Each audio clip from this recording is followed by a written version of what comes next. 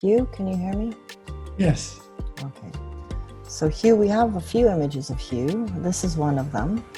So I'll show you the images that I have from Hugh. We have this one. And this one I wanted to talk about. And here this one I wanted to talk about later. Now I took quite a bit more of Hugh's images because I wanted to use them to demonstrate a few more things.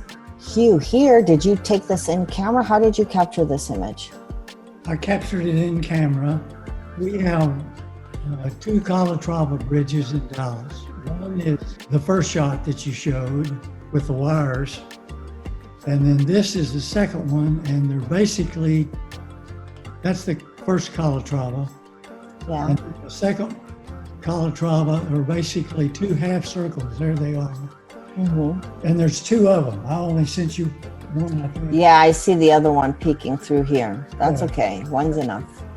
And I've been struggling on how to compose those because, first of all, there's a lot of wires and other extra stuff around the bridges. Mm-hmm. In and of themselves, they're not all that, well, I guess they are interesting. And what I chose to do is to go underground and do the support beam. Which is this one? That you saw, that one there. Okay. That is a support beam that supports the second Calatrava bridge. That one there. Okay. So, first of all, getting rid of these cables is not a big problem. We can do that in Photoshop. But composition-wise, I kind of feel like this area is truncated. I want to see more of the roadway because you focused on the arch, and it's kind of like when you're cropping too close to somebody's head. Mm-hmm. You either completely crop out or you give more room. Now, because you have something that comes in a circular kind of fashion, a shape, it would be not. Does this bridge, does it cross water or is it a roadway? Well, it crosses water, but unfortunately, it's a very small little river, and every now and then we will get a week of rain, and you'll have a river running under it. Okay. So I would recommend going back, shooting this when there is more water, because to get a reflection, and then you could shoot it vertically, I would find more compositionally appealing. But let's see what we can work with what we have. So first of all, a little side note, how to get rid of these cables. So I haven't done this in a while, but there's the spot healing brush. No, not here. Where's the spot healing brush? Here it is, the spot healing brush. So I added an empty layer, and I'm on the spot healing brush, and I'm gonna make it small, maybe the size of the cable, and then you're going to draw on the cable. Whoops. With a steadier hand than mine. Let's say I was done here now. And you might have to repeat a few times.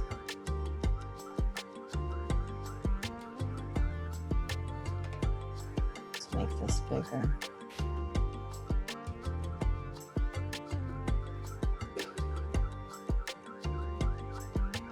No, I don't like what it's doing. Or maybe it is actually fine. I might see textured in the sky, but pretty much you do need to get rid of the cables. You either have to clone them out or you're going to have to do something to them. Somebody said the patch tool. I've never used the patch tool. Let's try the patch tool. Here it is. But let's try not. Okay, so let's duplicate the layer just for the sake of simplicity. And select it. Okay, move it up or down. Oh, I see. So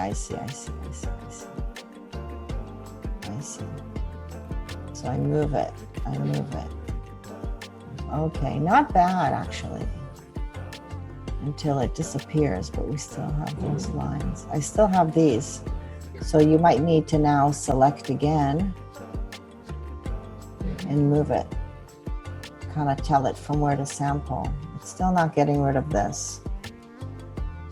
Anyway, cloning would work here as well. And then once you get here to the bridge, you're going to have to clone very carefully. Okay? Mhm. It is doable. I'm not saying it's not, but it definitely needs to be cleaned up if you're going to work on this image. Okay? Okay, shift click. Yeah, I know. I've heard of that, Susan. That's okay. Oh, that's Johnny. Just reading the comments. What I wanted to show, though, more than anything, Hugh, was I wanted to demonstrate on this image and on this image. Okay, this one more than anything. If I was to ask you to analyze this image, or you know what, I won't ask you to analyze. I'll ask you, what do you like about it and what do you not like about it? Well, I like the shape. What I don't like about it is some of the wires on the left and right are very white and they have like little ripples in them. And then at the bottom left of the column, there's a lot of debris or shadows or something that needs to be, I think, cleaned up. Okay. Or eliminated. So I'll tell you what I like and what I don't like. First of all, you tried to capture a symmetrical image. Now, it's not 100% symmetrical. Yeah. Okay? The other thing, I wanted so to it needs to kind of move along the side. We have to pivot it. So we're going to go to Filter, Lens Correction, into Custom. And you can see here when I'm moving it to the side. You can see now it's moving to the right, and now I'm moving it to the left. And it does need to move to the left more than it needs to move to the right. And it might not be able to even save the image. That's a bit too much. Yeah.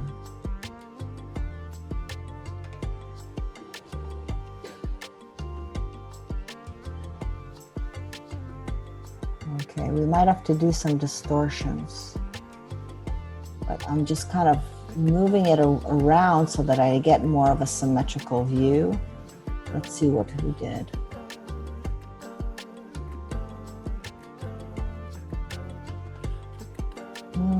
I don't think it did a better job there. So if I grab a guide, now I like having my rulers on percentage. So your 50% is right here of the image. And let's move this whole image to the side, to the center. I'm going to duplicate it. So before I even start working, I make sure that my image is centered. I'm moving it. I'm on the move tool and I'm just using my arrows. Okay? And now this line here, let's turn this one off because it's confusing us. And this one here. So you can see this one's ending at 15% and this one is at 90, 93 or 92, something like that. So this one's quite longer than what this one is. So you might have to start distorting and moving them and rotating them. So if I go to Edit, I can go to Transform, Distort, and I could move this in a bit, but it's moving the other one as well. So ideally, what you'd want to do is only select this side of the image and now go to Edit, Transform, Distort, whereas you're only moving one side and not the other, and nobody would know. Okay? I've never done that before. Okay. Yeah, it's a little trick. Now you have to watch if we damage the cables here. Did we distort the cables? No, it looks pretty distorted here too. Okay, so we didn't really distort anything. But anyway, that's something I would do before I would even start doing anything. Of course, these are going to have to get cropped out. And I think this would actually lend itself more to a square than anything else. Let's try a square. Yeah, I think a square is definitely the way to go. I'm gonna move it a bit so it's centered. I still didn't straighten it perfect because you can see where it's hitting here and hitting here. So that's the things that you have to check before you even start. But what I also wanted to show here, this is a Lowkey image. However, all this is the same brightness. The cables are very bright too. Now, if you've taken my intermediate Photoshop, we learned how to work with the pen tool and gradients, okay? So I'm only going to work on the top column for now, and I'm going to show you what you would need to do here. You have to select this top column. If you're comfortable selecting it in other ways and not the pen tool, then that's fine. But I think the pen tool would work the best here. And oops, hard about there. And I'm just selecting the column, and what I'm going to do is I'm going to add a gradient on this so it's not all so bright and white.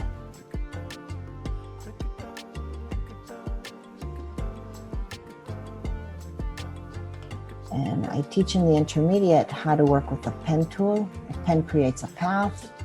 A path must be saved. So now if I wanted to select this beam, I can easily select it. Okay, but I'm going to deselect it for now. I'm going to deselect it for now, and what I'm going to do is I'm going to add a curves, and I'm going to darken everything. And look, when I'm darkening, look how you barely have any texture. You've blown out the column. This is why I recommend, even if you're shooting, even if you want to create a low-key image, shoot it during the day. Because if you're shooting it during the day and you have your proper exposures, everything is properly exposed, you won't have this blown out like it is. Okay? Okay. So let's do something different actually. Let's add an empty layer. Let's select our bridge. And what I'm going to do is I'm not going to work with a gradient tool. I'm going to work with a gradient adjustment layer. Okay? That'll create a gradient for me, but because I'm going to add the adjustment layer while I have marching ants active, it will already mask out this area. But because you do not have pixels for me to work on, I'm going to create a gradient that goes from black to white. I'm going to show you how I do that. So here at the bottom, I'm going to go down and choose gradient right here. It's the second one. Okay. Mm-hmm. And in the gradients, you have different types of gradients. And in the basic folder, you have black to white. You have, well, this is white to black, black to white.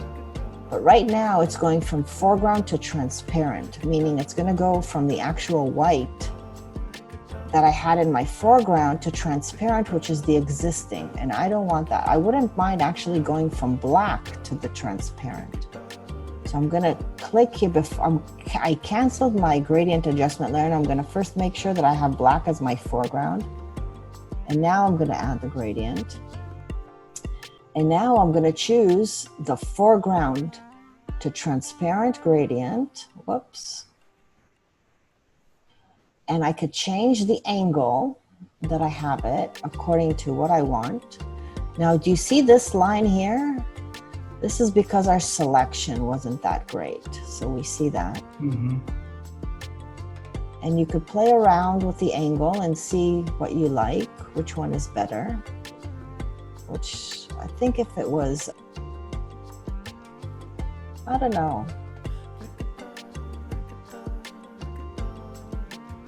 Maybe that's kind of cool. That's kind of nice. Yeah, that's nice. Now there's a few other things you can do here. But if I needed to fix, in the advanced, I teach how to work with vector masks. So we can fix in real time these white lines. But for now, the only way to fix them is to go back to your path fix your path and correct it. But then it's hard to correct when you're working with gradients. That's the beauty of working with a vector mask. But look at the beautiful gradient that we have now compared to what you had before, which is a bit too white. Mm-hmm. Now, if it's too strong, you can reduce the opacity and kind of decide, you know what, I don't want it that much or that little. So working with a gradient adjustment layer is a nice way for people who are not too comfortable with the gradient tool to start working, and it kind of does a lot for you all at once. This is without, and this is with. And don't forget that this is a mask. You can always go back and adjust it, okay? If you don't want it, you can choose, if you want to fix areas, you can choose a brush and say, I don't want it to show. And you could bring out more of the white that you had. I'm doing it with a brush, not too bad. Could also do it with a gradient tool, but we won't get into that. We'll kind of do things slowly. Now, a similar concept I would do on the cables, because you do not have any gradation of light on the cables. You just have them completely blown out. There's no texture, there's no tone, it's all blown out, okay? But what I wanted to demonstrate is the same concept. Now here, I actually like how it's going to complete black. So this definitely needs to be fixed. This area here with a better selection, okay? But you use the gradient on the cross wires? Absolutely. I would select the cables and create a gradient there too. Okay. Yeah. Otherwise, it looks quite shallow. And then here, I would do something, all this again, even though you caught it at nice light, but you have beautiful shapes here that you can play with the gradient. And you'd have to select it. It's very easy to select with the pen tool. You have a beautiful shape here. Yeah, that was shot during the day. Yeah. Mm-hmm.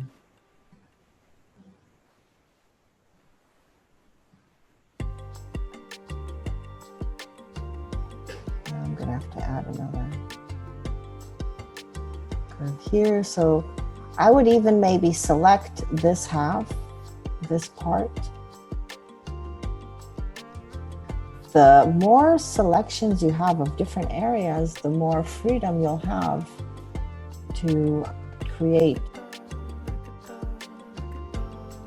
different effects in different areas.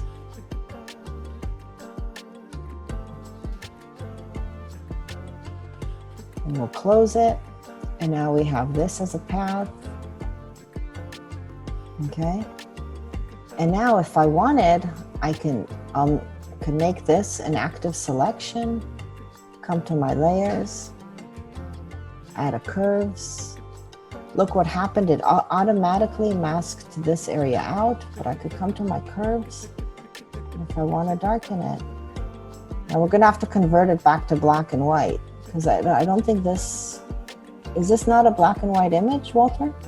Yeah, it should be, but I put a tone on it. Okay, so that's what we're saying. Slight tone. Yeah. So if we were to just add a black and white on top of it, we'd lose it. And then we could adjust the colors of the black and white too. But, you would use a gradient here. Well, it depends. Again, it's what did you want to say here? You do have a nice cross shadow, but you have nice curves. You have nice curves here that you can kind of work with. It's nice like this, but I would accentuate it a bit more because this part here is kind of flat. Okay. You see how this panel has beautiful tones? Mm-hmm. And you really see it going from shadow to light. Whereas here you don't have that. You don't have that gradation. Or here. So it would be nice to kind of add more tone, but you have to decide where you want the light to peak, and that's where you'd keep the highlight. Mm-hmm. Okay? All right. Well, thank you, Hugh. Thank you. That was good. Appreciate it. You're welcome. You're welcome.